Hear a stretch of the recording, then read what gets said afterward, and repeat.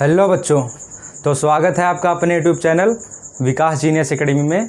तो हम bio 360 degree series में क्लास 11th पढ़ रहे हैं, जिसमें टोटल 5 यूनिट हैं और हमने unit number first diversity in the living world start किया है ना। इसमें टोटल 4 चैप्टर हैं। तो chapter number 1 the living world हम लोग पढ़ रहे थे।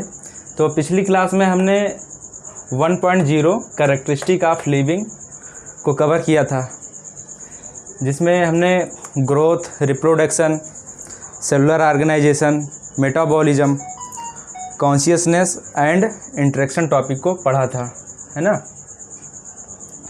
तो अगला टॉपिक है हमारा 1.1 व्हाट इज़ लिविंग।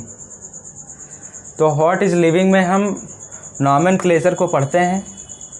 2 तरीके के नॉमेनक्लेचर हैं, एक वर्नाकुलर नेम है और एक साइंटिफिक नेम है ना। तो वर्नाकुलर नेम को हमने पिछली क्लास में भी डिस्कस किया था। इसको हम कॉमन नेम भी कहते हैं या लोकल नेम भी कहते हैं। तो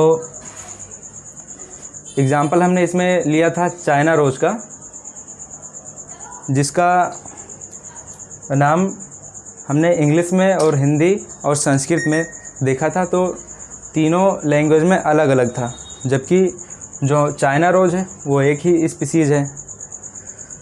तो कॉमन नेम में थोड़ा कन्फ्यूजन होता है, क्योंकि स्पीसीज़ एक ही होती है, नाम कई सारे होते हैं, प्लेस टू प्लेस वेरी करते हैं या लैंग्वेज के हिसाब से वेरी करते हैं, तो इससे कन्फ्यूजन क्रिएट होता है। तो हमें ऐसे नेमिंग की ज़रूरत होती है जो किसी पार्टिकुलर स्पीसीज़ के लिए एक ही बार एप्लीकेबल हो, है ना, और पूरे वर्ल्ड में भी उसी नाम से जाना जाए। अब जैसा आप इंग्लिश में देखेंगे कि चाइना रोज़ को शू फ्लावर कहते हैं, संस्कृत में पद्म चारणी, हिंदी में गुड़हल, है ना। तो जो व्यक्ति हिंदी या संस्कृत में नहीं जानता है वो केवल शू फ्लावर को जानता होगा। तो अगर आप उसको संस्कृत वाला अगर नाम बताएंगे तो उसको लगेगा कि ये कोई नई स्पीसीज़ है ना। तो उसे कन्फ्यूजन क्रिएट होगा कि स्पीसीज़ एक ही है कि अलग अलग है। तो हम पढ़ेंगे साइंटिफिक नेम। इसे हम बायोलॉजिकल नेम भी कहते हैं या बायनोमियल नेम भी कहते हैं। तो अगर चाइना रोज़ की बात करें तो इसका साइंटिफिक नेम हिबिस्कस रोजा साइनेसिस है। अब अगर हम साइंटिफिक नेम इस्तेमाल कर रहे हैं हिबिस्कस रोजा साइनेसिस, तो ये केवल और केवल चाइना रोज़ के लिए है और पूरे वर्ल्ड में केवल इसी नाम से जाना जाएगा, है ना। तो ये इसका एडवांटेज होता है साइंटिफिक नेम का। तो अगला पॉइंट अगर देखेंगे कि number of scientist stabilised procedure to assign a scientific name. क्योंकि ये साइंटिफिक नेम है तो ये साइंटिस्ट द्वारा ही डिज़ाइन किया गया है, स्टेबलाइज किया गया है। तो इसमें पूरी कमेटी होती है। अगर कोई भी साइंटिफिक रिसर्च होता है तो उसको अगर स्टडी में लाना होता है तो पूरी कमेटी के साथ उसको असाइन किया जाता है। तो जो जीवों के लिए नॉमेनक्लेचर है, यानी कि international code for biological name nomenclature, उसमें प्लांट और एनिमल के लिए नेमिंग की जाती है। तो प्लांट में ICBN international code for botanical nomenclature, है ना। तो इसमें प्लांट के लिए रूल हैं, इसके अकॉर्डिंग किया जाएगा अगर कोई प्लांट का साइंटिफिक नेम देना है तो। और एनिमल में ICZN है international code of zoological nomenclature. तो ये जो रूल देगा वो एनिमल के लिए होगा, है ना। अगला पॉइंट देखेंगे साइंटिफिक नेम इंश्योर दैट। तो इस बात साइंटिफिक नेम से क्या गारंटी होती है कि उसके इतने सारे एडवांटेज हैं। तो यहाँ पर फर्स्ट पॉइंट देखेंगे कि one organism known by one name all over the world. तो जैसे हमने चाइना रोज़ का एग्जांपल लिया था, तो ये लैंग्वेज के हिसाब से बदल रहा था। और कई सारे नेम होते हैं जो प्लेस टू प्लेस वेरी करते हैं, यानी कि किसी एक प्लेस पर उसे किसी दूसरे नाम से जाना जाए और कहीं अगर प्लेस चेंज हुआ, किसी दूसरे कंट्री में गए, तो हो सकता है उसको किसी दूसरे नाम से जाना जाता हो। तो अगर साइंटिफिक नेम इस्तेमाल करेंगे तो चाहे आप दुनिया में कहीं भी चले जाएं, वो स्पीसीज़, वो ऑर्गेनिज़म उसी नाम से जाना जाएगा। अगर आप हिबिस्कस रोज़ा अगर कहेंगे तो सामने वाला भी व्यक्ति जो होगा हिबिस्कस रोज़ा की ही बात करेगा, वो किसी और जीव के बारे में बात नहीं करेगा या किसी दूसरे स्पीसीज़ के बारे में बात नहीं करेगा। तो सेकंड पॉइंट है not used for any other non organism. अगर एक बार साइंटिफिक नेम किसी एक स्पीसीज ऑर्गेनिज़म को दे दिया गया तो वो नेम दोबारा किसी दूसरे ऑर्गेनिज़म के लिए इस्तेमाल नहीं होगा, है ना। तो ये साइंटिफिक नेम इस बात की गारंटी देता है ना, ये इंश्योर रहता है। अब अगला टॉपिक है बायनॉमियल नॉमेनक्लेचर। तो यह एक सिस्टम है जिसमें साइंटिफिक नेमिंग के लिए रूल होते हैं। इसको कैरोलस लिनियस ने दिया था। यह एक बॉटनिस्ट थे जिन्होंने सिस्टेमा नेचुरी बुक लिखी थी, है ना। उसमें बहुत सारे जातियों को उन्होंने डिस्क्राइब किया था, रूल थे बायनॉमियल नॉमेनक्लेचर के। तो हम बायनॉमियल नॉमेनक्लेचर में साइंटिफिक नेम के लिखने के लिए हम रूल पढ़ेंगे, ठीक है। तो देखते हैं इसमें कितने रूल हैं और किस हिसाब से हमें नेमिंग करनी होती है ना। तो रूल नंबर 1 है each biological name have 2 component.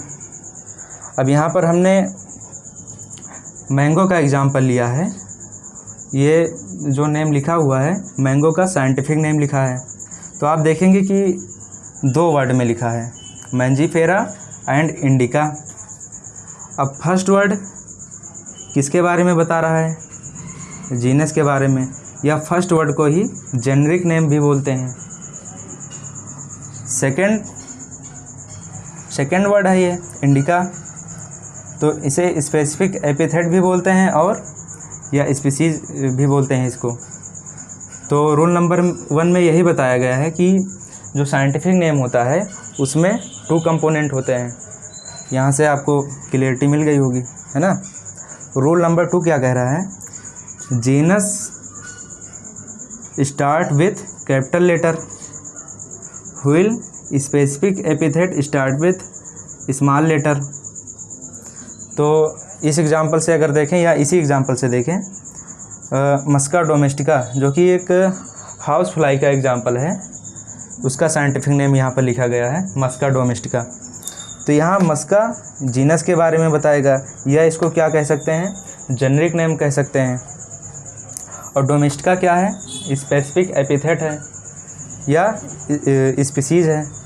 तो यहाँ पर आप देखेंगे कि जो मस्का है जीनस के बारे में बता रहा है, तो ये कैपिटल लेटर से स्टार्ट हुआ है, लेकिन यहाँ डोमेस्टिका स्मॉल लेटर से स्टार्ट हुआ है। अगर हम डोमेस्टिका में डी कैपिटल कर देंगे तो ये रूल गलत हो जाएगा, ये रूल के हिसाब से ये नेमिंग गलत हो जाएगी, ठीक है। फिर अगला रूल देखेंगे, rule number 3, biological name is generally in Latin language. तो लैटिन लैंग्वेज में क्यों होता है साइंटिफिक नेम? तो इसकी कुछ ख़ास वजह होगी जिस वजह से ये लैटिन लैंग्वेज इस्तेमाल किया जाता है साइंटिफिक नेम में। तो biological name is generally in Latin language because Latin language is a dead language. Dead language का मतलब होता है बच्चों कि ये समय के साथ बदलता नहीं है ना। तो ये समय के साथ जब नहीं बदलता है तो साइंटिफिक नेम भी कभी किसी ऑर्गेनिज़म का कभी नहीं बदलेगा। अगर हिबिस्कस रोज़ा हमने बोल दिया तो ये नाम केवल चाइना रोज़ के लिए होगा और हमेशा ही चाइना रोज़ के लिए इस्तेमाल किया जाएगा, ठीक है। अगला पॉइंट है दे आर लैटिनाइज्ड और derived from Latin irrespective of their origin. इसको लैटिनाइज्ड किया जाता है ताकि हमें इसके ओरिजिन का पता चले कि ये लैटिन, इसका जो ओरिजिन है वो लैटिन है, यानी ये लैटिन लैंग्वेज है ना। अब यहाँ आप रूल नंबर 5 में देखेंगे कि दिस नेम आर रिटेन और प्रिंटेड इन इटैलिक। अगर कंप्यूटर में या इसे प्रिंट किया जाता है, आप बुक में देखे होंगे कि कुछ वर्ड होते हैं जो बुक में थोड़ा टेढ़ा प्रिंटेड होते हैं, तो उसे ही इटैलिक बोलते हैं, है ना। तो साइंटिफिक नेम अगर आप कहीं भी देखेंगे तो वो बुक में इटैलिक फॉर्म में प्रिंटेड होता है, क्योंकि ये रूल है बायनोमियल नॉमेनक्लेचर में। अगर साइंटिफिक नेम को हम हैंड रिटन लिख रहे हैं, हाथ से लिख रहे हैं, तो उसके लिए क्या बात है, when hand written they are separately underline.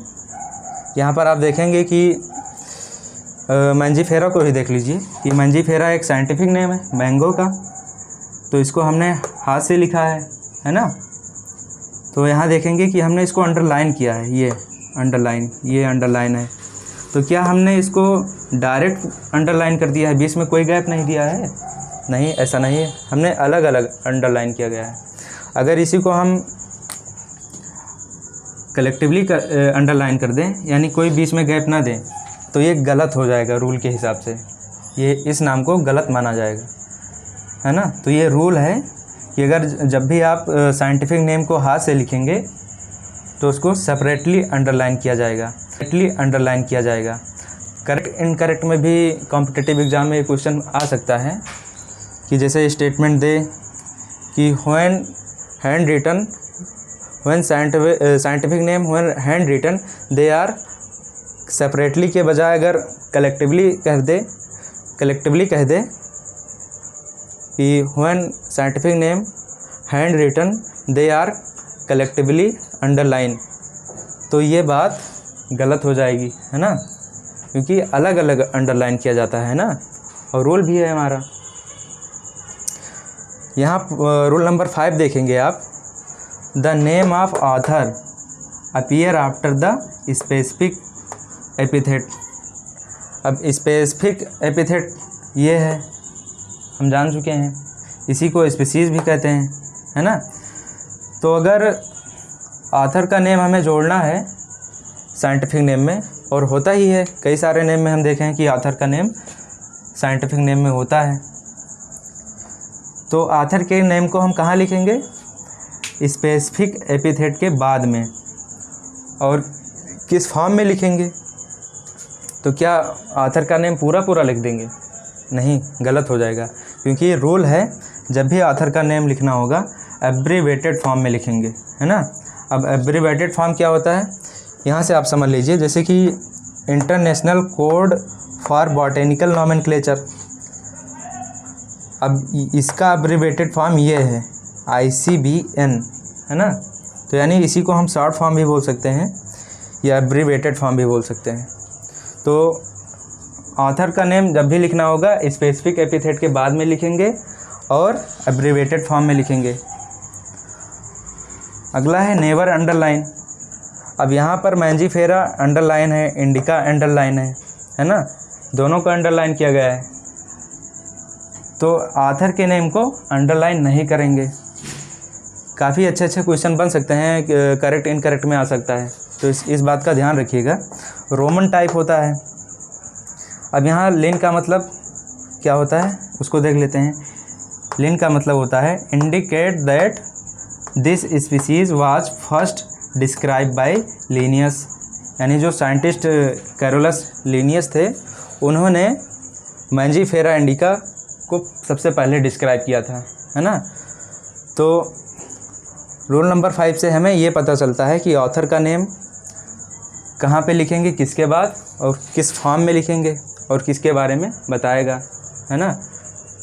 तो यही था बायोलॉजिकल नॉमेनक्लेचर। तो आपको अच्छे से समझ में आया होगा, है ना। बाकी आपके पास जो भी बुक हो उससे प्रैक्टिस करते रहिए क्वेश्चन की।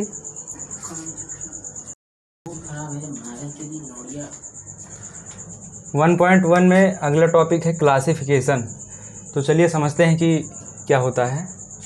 It is a process by which anything is grouped in convenient category based on easily observable character. यानी क्लासिफिकेशन एक प्रोसेस है जिसके द्वारा हम किसी भी चीज़ को अपने सुविधा के अनुसार कैटेगराइज करते हैं, है ना, ताकि उसका अध्ययन हमारे लिए आसान हो जाए। तो जैसे यहाँ पर हम लिविंग वर्ड पढ़ रहे हैं, तो लिविंग वर्ड में हम जो क्लासिफिकेशन पढ़ेंगे वो लिविंग के बारे में होगा, प्लांट होंगे, एनिमल्स होंगे, है ना। तो यहाँ पर ह्यूमंस के बारे में आप अगर देखेंगे तो ह्यूमंस का क्लासिफिकेशन कैसे किया गया है। तो ह्यूमंस है external ear and body hair. अब ये जो करेक्टर है ये मैमल्स में आते हैं, है ना, मैमल्स के करेक्टर होते हैं। ये आगे हम पढ़ेंगे टैक्सोनॉमिक कैटेगरी में कि मैमल्स जो कैटेगरी है ये किस लेवल पे आती है ना। तो यहाँ पर ह्यूमन का क्लासिफिकेशन किया गया है, ये क्लास मैमल्स है। और यहाँ पर अगर देखें तो कॉकरोच 3 पेयर ऑफ लेग्स जो इंसेक्ट का करेक्टर है। तो अगर 3 पेयर ऑफ लेग किसी भी ऑर्गेनिज्म में हमें दिखेंगे तो हम उसे इंसेक्ट में डाल देंगे, है ना। तो इससे पता चलता है कि कॉकरोच एक इंसेक्ट है। क्यों? क्योंकि इसमें जो करेक्टर हमें दिखा 3 पेयर ऑफ लेग, और ये करेक्टर इंसेक्ट का होता है। तो अगर जैसे ये करेक्टर है 3 pair of leg, external ear, body hair, तो अगर ये चीज़ें दिखती हैं तो हम उसको किस में डाल देंगे, मैमल्स में, उस ऑर्गेनिज्म को मैमल्स में डाल देंगे। और 3 पेयर ऑफ लेग देखेंगे तो इंसेक्ट होगा। अब यहाँ पर एक डेटा लिखा है, जैसा कि हमने पहले बात किया है कि जो टोटल नंबर ऑफ स्पीसीज़ हैं वर्ल्ड में 1.7 से 1.8 मिलियन है ना। तो इसमें 7 लाख स्पीसीज़ जो है वो इंसेक्ट की होती है, यानी कि 17 से 18 लाख टोटल हैं। तो 17 से 18 लाख में से केवल 7 लाख स्पीसीज़, 7 लाख वो केवल किसकी हैं, इंसेक्ट की हैं। तो ये डाटा हमें याद रखना है। आगे हम बायोडाइवर्सिटी में भी देखेंगे, ये डाटा हमें मिलेगा। तो अगला पॉइंट है it is nearly impossible to study all living organism, है ना। तो ये हम पहले ही डिस्कस कर चुके हैं कि स्पीसीज़ का नंबर इतना ज़्यादा होने के कारण लगभग असंभव है कि हम सारे ऑर्गेनिज्म का स्टडी कर पाएँ। तो हमें स्टडी तो करना है, लेकिन कैसे करेंगे। तो यहाँ पर हम देखेंगे कि अगला point it is necessary to devise some means to make this possible. यानी हमें स्टडी करना है एनिमल्स की या लिविंग ऑर्गेनिज्म की, तो हमें कुछ ऐसे तरीके निकालने होंगे जिससे हम सारे के सारे ऑर्गेनिज्म का स्टडी कर पाएँ, है ना। तो हम क्या करते हैं, क्लासिफिकेशन, हमारा टॉपिक भी वही है। जब हम किसी चीज़ को क्लासिफाई कर देते हैं तो वो काम हमारे लिए आसान हो जाता है। अब जैसे आप अपने स्कूल में ही देखेंगे, आपकी जो क्लासेस चलती होंगी उसमें जो टीचर्स होंगे वो अपना अपना सब्जेक्ट पढ़ाते हैं, है ना। फिजिक्स के सर अपना सब्जेक्ट पढ़ाते हैं, बायो के सर अपना सब्जेक्ट पढ़ाते हैं, है ना। तो इससे क्या होता है, काम आसान हो जाता है ना। तो क्लासिफिकेशन बहुत पहले से ही होता आ रहा है। तो अगर हम बात करें सबसे पहले क्लासिफिकेशन का आधार क्या था, तो यहाँ आप देखेंगे कि earliest classification were based on use of various organism और नीड और basic requirement such as food, clothing and shelter. तो पहले के समय में बहुत ज़्यादा साइंटिफिक मेथड डेवलप नहीं थे, तो इसलिए हम उन्हें बेसिक रिक्वायरमेंट के बेस पे एनिमल्स को या प्लांट्स को क्लासिफाई किया करते थे, है ना। बाकी बाद में जैसे जैसे साइंस डेवलप हुई तो हमारे पास कई सारे पैरामीटर आ गए। अब यहाँ आप देखेंगे कि modern taxonomy is based on, यहाँ पर आपको 5 बेसिस देख रहे होंगे, जिसमें एनाटॉमी है, morphology, cell structure, developmental process, ecological information.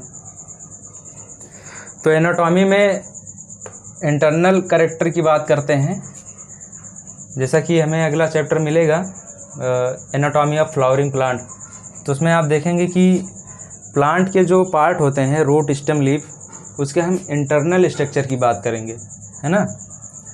और वहीं अगर सेकंड बेसिस देखेंगे तो आपको यहाँ मॉर्फोलॉजी दिख रहा होगा, जिसमें हम एक्सटर्नल कैरेक्टर की बात करते हैं मॉर्फोलॉजी में, यानी बाहरी आकार की, कि कोई ऑर्गेनिज्म है तो हम उसके बाहरी लक्षणों के आधार पर क्लासीफाई करते हैं। तो इसमें आपको एक चैप्टर भी देखने को मिलेगा मॉर्फोलॉजी ऑफ फ्लावरिंग प्लांट, तो उसमें हम रूट स्टेम फ्लावर को एक्सटर्नल कैरेक्टर के आधार पर स्टडी करते हैं, है ना। तो उसमें कोई माइक्रोस्कोप या और किसी डिवाइस की ज़रूरत नहीं होती है, हम सीधा बाहर से देखकर क्लासिफिकेशन करते हैं, पूरा स्टडी करते हैं, है ना। सेल स्ट्रक्चर की बात करें तो सेल स्ट्रक्चर के में आपको सेल के बारे में पढ़ना होता है, जैसे कि आप जब cell the unit of life chapter पढ़ेंगे तो उसमें सेल के जो कंपोनेंट होंगे माइटोकॉन्ड्रिया, गोल्गी बॉडी और राइबोसोम, तो ये इस बेसिस पे ऑर्गेनिज्म को क्लासिफाई किया जाता है। अब आगे पढ़ेंगे हम लोग 5 किंगडम क्लासिफिकेशन, उसमें यूकैरियोटिक सेल, प्रोकैरियोटिक सेल आएगा, तो उसका बेसिस यही है सेल स्ट्रक्चर, और इसके स्टडी को साइटोलॉजी कहते हैं, है ना। डेवलपमेंटल प्रोसेस यानी कि किसी ऑर्गेनिज्म का डेवलपमेंटल कैसे हुआ है ना, यानी एक तरह से देखें तो ये रिलेशनशिप भी बताएगा कि कौन ऑर्गेनिज्म किससे बना है, उसका इवोल्यूशन या जैव विकास किससे हुआ है ना। इसी तरह 5वां बेसिस है इकोलॉजिकल इंफॉर्मेशन। अगला पॉइंट है there are 4 process that are basic to taxonomy, यानी हमें अगर किसी ऑर्गेनिज्म को क्लासिफाई करना है, किसी कैटेगरी में रखना है, तो ये 4 स्टेप को फॉलो करना पड़ता है, जिसमें पहला है कैरेक्टराइजेशन, दूसरा आइडेंटिफिकेशन, क्लासिफिकेशन एंड नॉमेनक्लेचर, है ना। तो जैसे हमें कोई नया ऑर्गेनिज्म दिखा तो सबसे पहले उसके कैरेक्टर्स को देखेंगे कि हाँ इसके पास क्या क्या कैरेक्टर हैं, और ये कैरेक्टर्स पहले से ही टैक्सॉन के लिए डिफ़ाइन होते हैं। कि जैसे कोई टैक्सा हम ले लें, अभी आगे समझते हैं कि यहाँ पर जैसे ह्यूमन का क्लासिफिकेशन किया गया है ना, तो यहाँ पर एक्सटर्नल ईयर, बॉडी हेयर, है ना, तो ये कैरेक्टर है, और किसका कैरेक्टर है, मैमल का। और यहाँ पर दूसरा कैरेक्टर नोटोकॉर्ड है। नोटोकॉर्ड एक मीजोडर्मली डेवलप स्ट्रक्चर होता है एम्ब्रियोनिक स्टेज में, उसे ही नोटोकॉर्ड कहते हैं, है ना। बाद में ये वर्टिब्रल कॉलम में कन्वर्ट हो जाता है। तो नोटोकॉर्ड कॉर्डेटा का कैरेक्टर है, जिसमें भी नोटोकॉर्ड मिलेगा हम उसे फाइलम कॉर्डेटा में रखेंगे। और कॉर्डेटा एक टैक्सॉन है, किस लेवल का टैक्सॉन है, फाइलम लेवल का, है ना। एनिमल किंगडम में हम इसको और डिटेल में पढ़ेंगे। और वर्टिब्रल कॉलम, ह्यूमन में वर्टिब्रल कॉलम पाया जाता है ना, रीढ़ की हड्डी, जिसे नोटोकॉर्ड एम्ब्रियोनिक स्टेज में होता है, और उसके फर्दर डेवलपमेंट के बाद यही नोटोकॉर्ड वर्टिब्रल कॉलम में कन्वर्ट हो जाता है। तो वर्टिब्रल कॉलम जिसके भी पास होगा उसे हम वर्टिब्रेट कहेंगे। और वर्टिब्रेट का जो टैक्सॉन है ये सब फाइलम लेवल का टैक्सॉन है ना। एनिमल किंगडम में और डिटेल में पढ़ा जाएगा तो ज़्यादा क्लैरिटी मिलेगी, है ना। तो टैक्सोनॉमी के 4 बेसिक होते हैं, characterisation, identification, classification and nomenclature. ये हमें डिटेल में पढ़ना था, है ना। कैरेक्टराइजेशन में बता ही दिया। आइडेंटिफिकेशन में उस कैरेक्टर को देखते हैं कि हाँ ये इस ऑर्गेनिज्म में पाया जा रहा है कि नहीं, है ना। तो उससे हमें आइडेंटिफाई कर लेते हैं उससे और देन आफ्टर हम उसको टेक्सॉन के हिसाब से उस ऑर्गेनिज्म को उस टेक्सॉन में डाल देते हैं, जैसा कि यहाँ ह्यूमन के केस में किया गया है। अगला पॉइंट है टेक्सोनॉमी। क्या यहाँ से डेफिनेशन पता चलेगा, based on characters organism are placed in different taxa and this process of classification is known as taxonomy, है ना। तो कोई भी ऑर्गेनिज्म हो और उसके कैरेक्टर, जैसे यहाँ ह्यूमन में किया गया है, ये कैरेक्टर है ह्यूमंस का, है ना।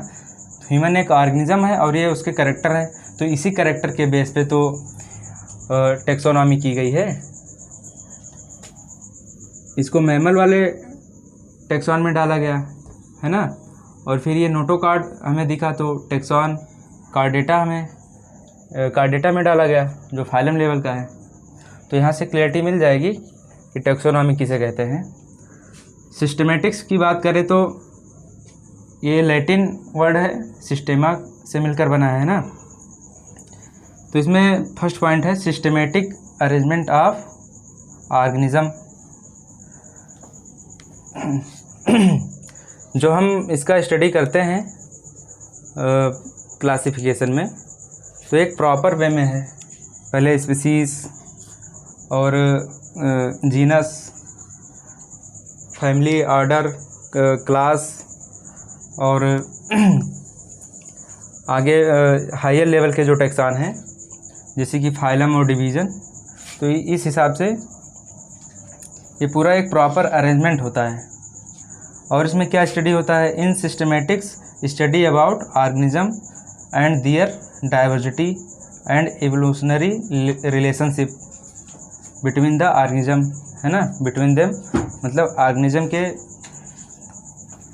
में क्या रिलेशन होता है एक ऑर्गेनिज्म में दूसरे ऑर्गेनिज्म से, तो वो सिस्टमेटिक्स में देखते हैं। In systematics study about organism and their diversity and evolutionary relationship between them.